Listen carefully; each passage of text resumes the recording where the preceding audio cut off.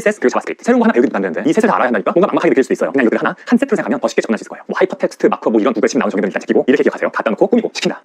오늘날의 HTML, CSS, 자바스크립트는 웹사이트, 즉 브라우저에서 동작하는 소프트웨어에만 국한되지 않아요. 리액트 네이티브나 네이티브 스크립트처럼 이것들 혹은 비슷한 변형들로 모바일 앱을 만드는 기술이 이미 널리 사용되고 있고 심지어 일렉트론 JS 같은 걸로 웹사이트가 아닌 컴퓨터 프로그램까지 이젠 이 셋으로 만들 수가 있어요. 이것들 여러분이 배워야 할 혹은 적어도 알아둬서 효용이 있을 가능성이 꽤 높은 일이에요. 세 가지나 된다고 위축될 필요가 없는 게 HTML이랑 CSS는 사실 프로그래밍 언어에도 못 껴요. HTML은 이런 거 같은 마크업 언어인데 단순히 생각해서 화면들이 이것들이 이런 구조로 모여 있어라 하고 갖다 놓는 수단이에요. CSS는 어느 말도 안 들어가고 캐스케이딩 스타일 시트예요. 시트 이불이죠. HTML에 올려놓은 이것들은 이렇게 보여라 하고 꾸며주는 문서예요. 자바스크립트만이 프로그래밍 언어에 속해요. 원래는 브라우저에서 웹사이트를 돌리는 목적으로 만들어진 그닥 배우도 못 받는 언어였는데 계속해서 발전을 하고 특히 노드.js가 이걸 브라우저 바깥 세상을 꺼내면서 지금은 위상이 아주 기똥차졌어요. 웹사이트에 돌아가는 자바스크립트는 브라우저에서 다양한 일을 수행하고 HTML로 올려놓은 요소들을 변형시키거나 직접 만들어내기까지 해요. 백문이 불여일견이라고 웹 판을 만들어보자고요. 사측 연산을 수행해서 내역을 남기는 간단한 계산기를 만들어볼 거예요. 이 HTML 파일과 CSS 파일 그리고 자바스크립트 파일을 한 폴더 안에 만들어요. HTML 문서는 보통 이 구조를 가져요. HTML 태그 안에 헤드와 바디가 있죠. 헤드는 각종 설정 놓는 곳이에요. 거기에 CSS와 자바스크립트 연결하고 화면의 요소들은 이 바디 안에 넣을 거예요. 먼저 계산기에 트리드에 div란 보이지 않는 상자를 넣고 그 안에 계산기 이름을 텍스트로 표시할 요소를 넣을게요. 아래는 수식을 넣어 입력하는 넣고 칸이 비었을 때 나오는 문구를 설정하죠. 마지막으로 내역들이 표시된 상자를 넣어요. 각 요소들은 외부에서 구분이 가능하게 이런 식으로 고유 이름 아이디를 설정해줍니다. 숫자 아이디 HTML은 이렇게 갖다 얹을 뿐이에요. 놓고 온다. 간단하죠. 화면 어떻게 나타난지 볼까요? 뭔가 꾸밀 필요가 있네요. CSS 파일 작성해봅시다. 보이지 않는 바깥 상자에 색을 넣고 너비도 제한하고 모습도 좀 둥글게 갖다 얹을 뿐이에요.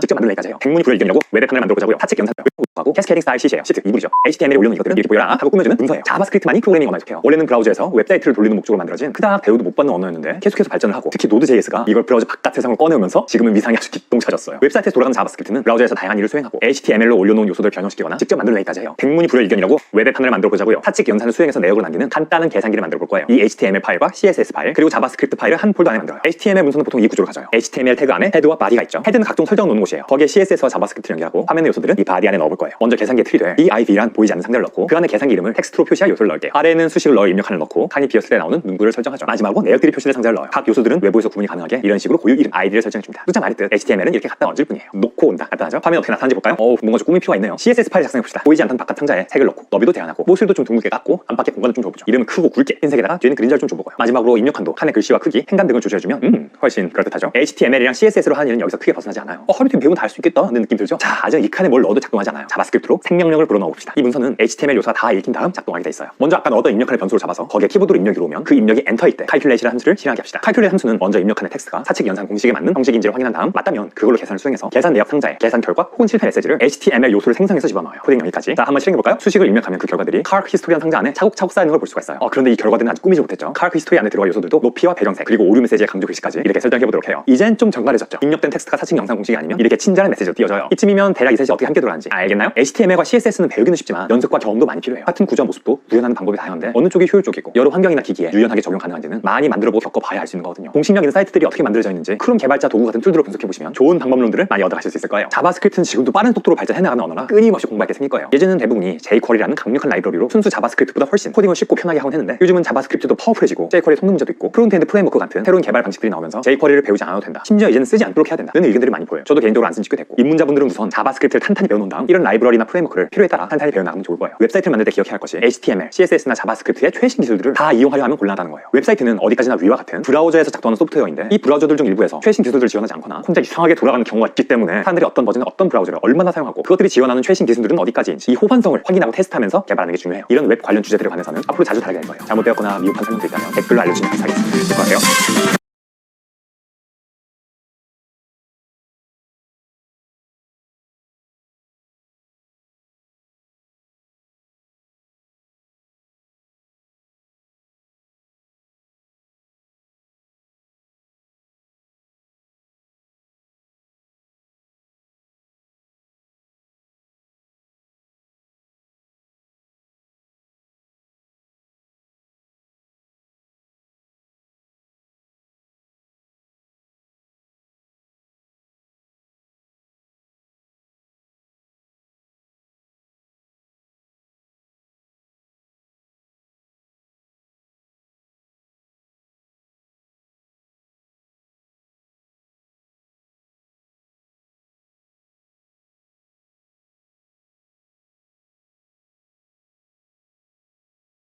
다 알아야 한다니까. HTML과 CSS 그리고 자바스크립트 사이트가 아닌 컴퓨터가 된다고 위축돼 들 이것들이 HTML에 올려놓은 만들어진 그닥 배우도 못 웹사이트에 돌아가는 자바스크립트 만들어 보자고요. 사칙 연산을 수행해서 내역을 남기는 간단한 계산기를 만들어 볼 거예요. 이 HTML 파일과 CSS 파일 그리고 자바스크립트 파일을 한 폴더 안에 만들어요. HTML 문서는 보통 이 구조를 가져요. HTML 태그 안에 헤드와 바디가 있죠. 헤드는 각종 설정을 넣고 그 안에 계산기 이름을 텍스트로 표시할 요소를 넣을게요. 아래는 수식을 넣어 입력하는 넣고 칸이 비었을 때 나오는 문구를 설정하죠. 마지막으로 내역들이 표시될 상자를 넣어요. 각 요소들은 외부에서 구분이 가능하게 이런 식으로 고유 이름 ID를 설정해줍니다. 누차 말했듯 HTML은 이렇게죠. 마지막으로 내역들이 표시될 상자를 넣어요. 각 요소들은 외부에서 구분이 가능하게 이런 식으로 고유 이름 ID를 설정해줍니다. 누차 말했듯 HTML은 이렇게 갖다 얹을 뿐이에요. 놓고 온다. 간단하죠? 화면 어떻게 나타나는지 볼까요? 뭔가 좀 꾸밀 필요가 있네요. CSS 파일을 작성해봅시다. 보이지 않던 바깥 상자에 색을 넣고 너비도 제한하고 모술도 좀 둥글게 깎고 안팎의 공간을 좀 줘보죠. 이름은 크고 굵게 흰색에다가 뒤에는 그림자를 좀 줘보고요. 마지막으로 입력한도 칸의 글씨와 크기, 행간 등을 조절해주면 훨씬 그럴듯하죠. HTML이랑 CSS로 하는 일은 여기서 크게 벗어나지 않아요. 허리팀 배우면 다 할 수 있겠다 는 느낌 들죠? 자, 아직 이 칸에 뭘 넣어도 작동하지 않아요. 자바스크립트로 생명력을 불어넣어 봅시다. 이 문서는 HTML 요소가 다 읽힌 다음 작동하게 돼 있어요. 먼저 아까 넣었던 입력하는 변수를 잡아서 거기에 키보드로 입력이 들어오면 그 입력이 엔터일 때 calculate이라는 함수를 실행하게 합시다. calculate 함수는 먼저 입력하는 텍스트가 사칙 연산 공식에 맞는 형식인지를 확인한 다음 맞다면 그걸로 계산을 수행해서 계산 내역 상자에 계산 결과 혹은 실패 메시지를 HTML 요소를 생성해서 집어넣어요. 코딩 여기까지. 자, 한번 실행해볼까요? 수식을 입력하면 그 결과들이 car history 메시지의 강조 글씨까지 이것이 어떻게 함께 들어가는지 알겠나요? HTML과 CSS는 배우기는 쉽지만 연습과 경험도 많이 필요해요. 같은 구조와 모습도 구현하는 방법이 다양한데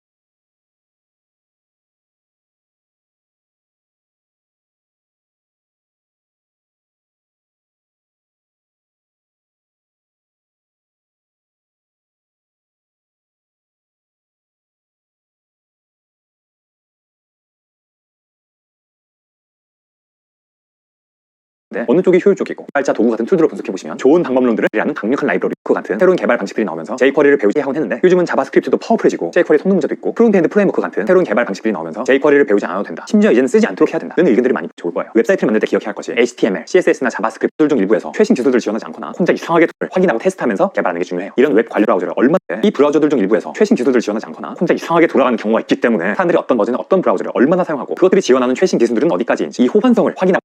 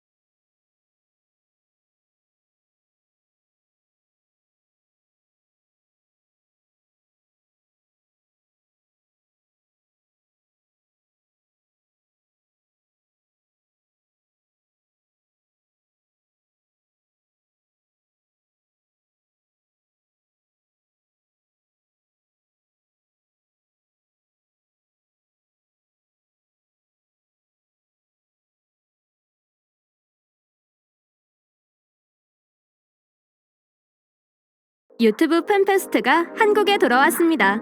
최고의 크리에이터와 아티스트들이 준비한 특별한 온라인 쇼. Hi, I'm Lita Sobieski. I'm David Milan. My name is Amber Vittoria. Hi, Sapang here. If you're serious about web design, Editor X 들어갈 때마다 매번 같은 화면이 보이는 게 정조 웹이겠네요. 꼭 그렇진 않아요. 현재의 날짜와 시간을 표시하는 페이지도 있고 랜덤 함수로 매번 다양한 화면을 보여주는 것도 있고 요즘 나에 서버에 직접 추가 정보를 요청해서 받아온 내용들을 보여주기도 해요. 모두 자바스크립트로 구현하는 기능들이죠. 클라이언트의 브라우저도 자바스크립트로 쓰인 레시피를 보고 라면을 끓여 먹듯 해서 받아온 식사를 하러 밖에 나와보니 편의점과 식당이 있어요. 편의점에서는 진열된 음식을 사서 그대로 먹거나 온수 또는 전자레인지로 내가 직접 요리해서 먹을 수 있죠. 반면 식당에서는 음식을 주문하면 주방에서 그때그때 요리가 되어 나와요. 먹는 음식이 비슷할 수는 있지만 이 둘의 근본적인 차이는 업소에서 매번 음식을 조리해주는 거겠죠. 정적, 스태틱 웹과 동적, 다이나믹 웹을 이 둘에 각각 비교할 수 있을 거예요. 정적 웹은 말 그대로 움직이지 않는, 언제 접속해도 같은 리소스를 보여주는 웹사이트를 말해요. 이전에 이 영상에서 어떻게 HTML, CSS, 자바스크립트로 웹사이트를 만들 수 있는지 보여드렸죠. 정적 웹사이트에 접속하면 서버는 마치 진열대에 놓인 상품처럼 이미 프로그래머가 작성해 놓은 이 파일들을 그대로 클라이언트의 브라우저에 전달해줘요. 브라우저가 읽을 줄 아는 코드들은 이어드리거든요. 그럼 들어갈 때마다 매번 같은 화면이 보이는 게 정적 웹이겠네요. 꼭 그렇진 않아요. 현재의 날짜와 시간을 표시하는 페이지도 있고 랜덤 함수로 매번 다양한 화면을 보여주는 것도 있고 요즘 나에 서버에 직접 추가 정보를 요청해서 받아온 내용들을 보여주기도 해요. 모두 자바스크립트로 구현하는 기능들이죠. 클라이언트의 브라우저도 자바스크립트로 쓰인 레시피를 보고 라면을 끓여 먹듯 스스로 조리를 할 수 있는 거예요. 결국 정적 웹의 기준은 접속할 때마다 받게 되는 HTML, CSS, 자바스크립트 코드들 그리고 동봉된 이미지 등의 파일들이 같은가예요. 좀 더 정확히는 서버에서 매번 이걸 가공해서 제공하는 게 아니라 프로그래머가 작성해서 갖다 준 제품들이 진열되어 있는 걸 그대로 가져가게 하냐는 거죠. 접속 시마다 내용이 변할 필요가 없는 사이트들. 예를 들어 어떤 회사의 소개 페이지라던가 댓글 기능이 없는 블로그 페이지 등에 사용될 수 있겠죠. 한편 사용자들이 글을 올린 게시판은 어떨까요? 글 10개가 예를 들어 아니라 프로그래머가 작성해서 갖다 준 제품들이 진열되어 있는 걸 그대로 가져가게 하냐는 거죠. 접속 시마다 내용이 변할 필요가 없는 사이트들. 예를 들어 어떤 회사의 소개 페이지라던가 댓글 기능이 없는 블로그 페이지 등에 사용될 수 있겠죠. 한편 사용자들이 글을 올린 게시판은 어떨까요? 글 10개가 있는 게시판이 HTML 파일로 진열돼 있어요. 그런데 누가 글 하나 더 올리면 그때마다 개발자가 글이 11개 있는 페이지를 새로 코딩해서 갖다 놓을 수는 없는 노릇이잖아요. 하물며 끊임없이 정보들이 올라오는 SNS 웹페이지 같은 것은 말할 것도 없겠죠. 그런 사이트는 편의점이 아닌 식당을 만들어서 서버가 그때그때 요리를 하도록 해야 하는 거예요. 그럼 이 둘이 만들어지는 과정을 비교해보죠. 이 영상에서 만들었던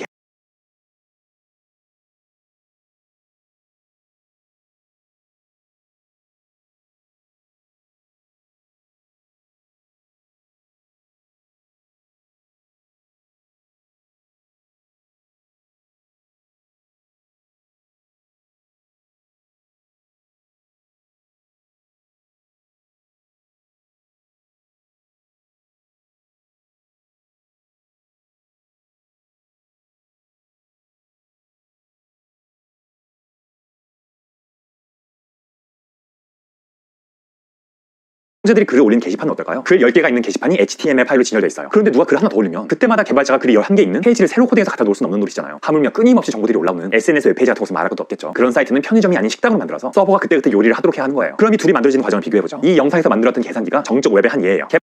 사이트 통해서 제공하는 게 아니라 CSS 스크립트로 쓰인 레시피를 직접 추가 정보를 꼭 그렇진 않아요. 클라이언트의 브라우저에 전달해 정적 웹사이트에 접속하면 말해요. 이전에 거예요. 상품처럼 이미 프로그램 같은 화면이 보이는 게 정적 웹이겠네요. 꼭 그렇진 않아요. 현재 날짜와 시간을 표시하는 페이지도 있고 랜덤 함수로 매번 다양한 화면을 보여주는 것도 있고 요즘 나의 서버에 직접 추가 정보를 요청해서 받아온 내용들을 보여주기도 해요. 모두 자바스크립트로 구현하는 기능들이죠. 클라이언트의 브라우저도 자바스크립트로 쓰인 레시피를 보고 라면을 끓여 먹듯 스스로 조리할 수 있는 거예요. 결국 정적 웹의 기준은 접속할 때마다 받게 되는 HTML, CSS, 자바스크립트 코드들 그리고 동봉된 이미지 등의 파일들이 같은가요. 좀 더 정확히는 서버에서 매번 이걸 가공해서 제공하는 게 아니라 프로그래머가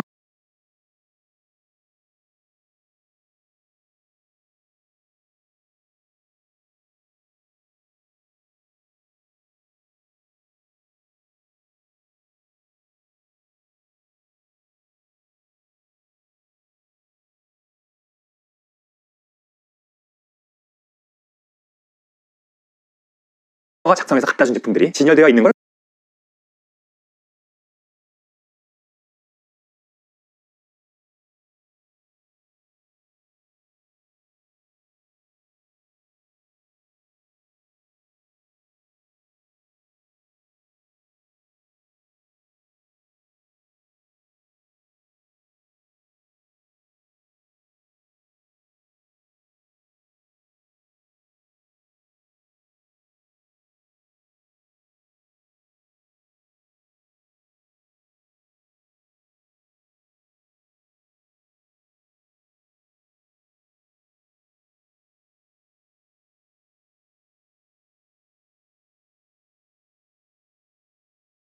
그대로 가져가게 하냐는 거죠. 접속 시마다 내용이 변할 새로운 PD를 한번 볼까요? 보여드릴게요.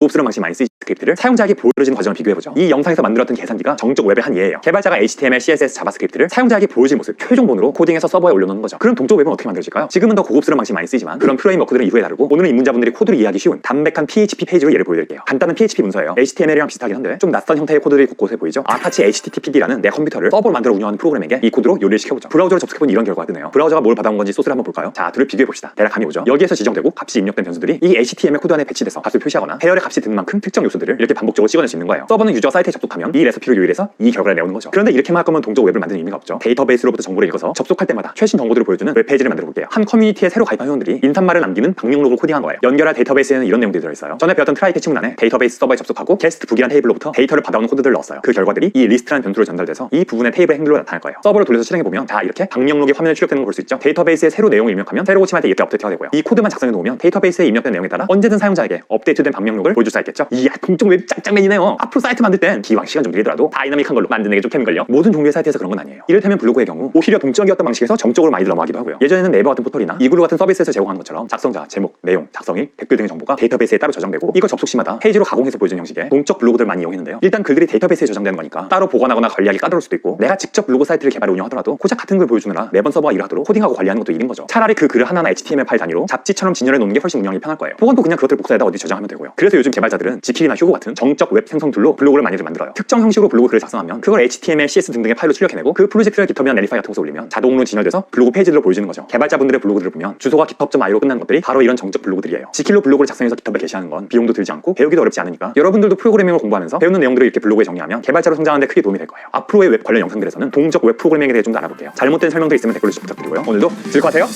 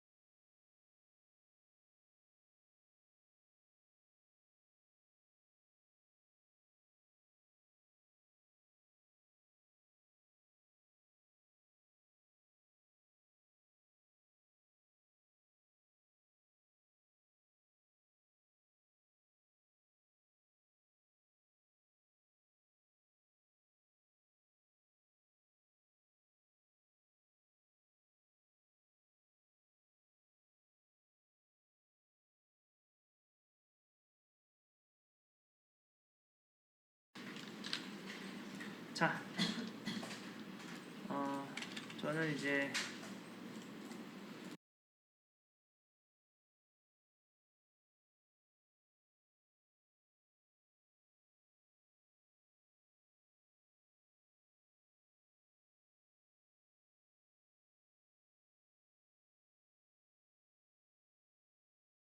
kit에 대해서 딱 하나만 설명을 드릴게요. 내가 이제 윈도우 사용자다 그러면 이걸 누르시고, 맥 사용자다 그럼 컴퓨터에서 이거 한 번만 치시면 돼요. 그러니까 뭐냐면은 윈도우에서는 여러분 이제 안녕 하고서 엔터를 칠 때 이제 아실 거예요. 요게 뉴라인인데 윈도우에서는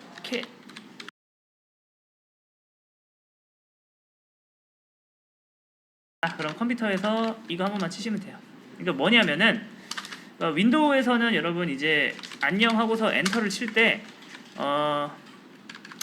이제 아실 거예요. 요게 뉴라인인데 윈도우에서는 요렇게 들어가요. 그러니까 윈도우에서는 이게 엔터고요. 리눅스에서는 요게 엔터예요. 그러니까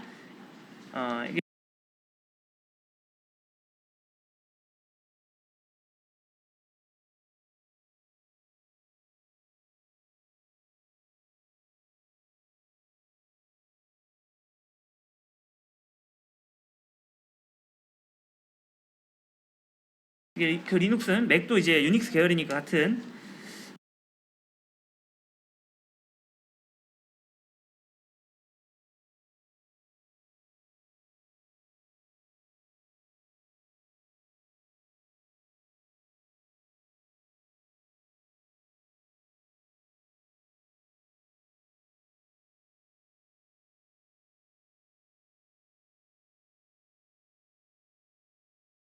겁니다. 이게 뭐가 문제냐면은 나중에 혹시 우리가 이제 윈도우 개발자고 팀원이 맥 개발자예요.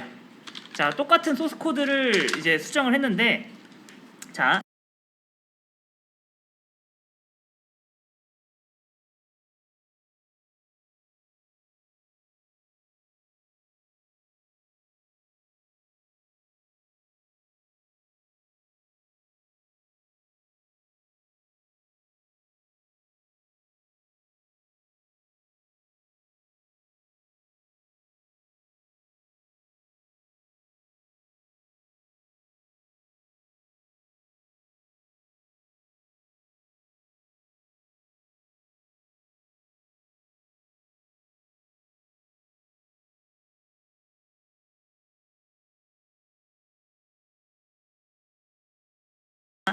내가 입력한 거는 예를 들어서 뭐 A, B, C예요.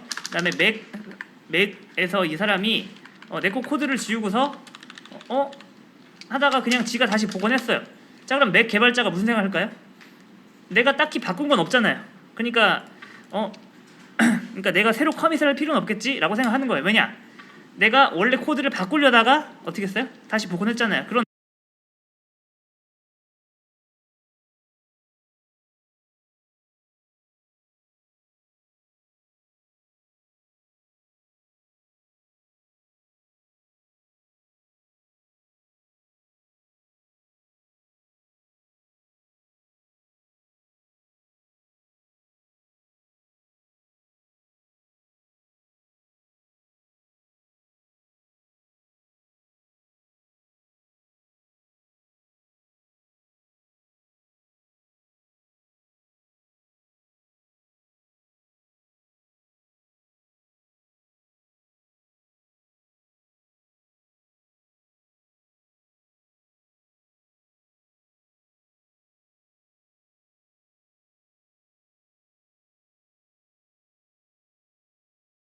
그런데 맥 개발자가 여기서 엔터를 딱 쳤잖아요. 그러면 여기에 안 보이지만 요렇게 됐던 게 이렇게 바뀝니다. 아무튼 요런 차이 때문에 깃에서 뭐 실제로 바뀌지 않았는데 막 서로 바뀌었다 막 이렇게 얘기가 나와요.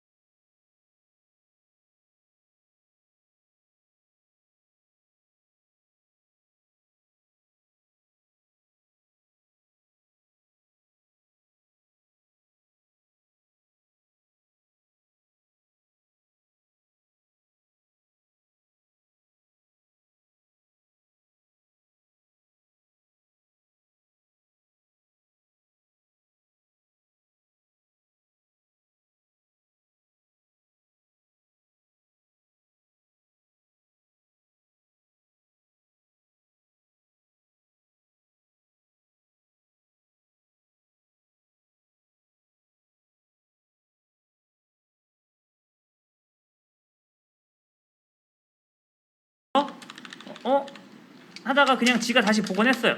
자, 그럼 맥 개발자가 무슨 생각할까요? 내가 딱히 바꾼 건 없잖아요. 그러니까 그러니까 내가 새로 커밋을 할 필요는 없겠지라고 생각하는 거예요. 왜냐? 내가 원래 코드를 바꾸려다가 어떻게 했어요? 다시 복원했잖아요. 그런데 맥 개발자가 여기서 엔터를 딱 쳤잖아요. 그러면 여기에 안 보이지만 요렇게 됐던 게 이렇게 바뀝니다. 아무튼 요런 차이 때문에 깃에서 뭐 실제로 바뀌지 않았는데 막 서로 바뀌었다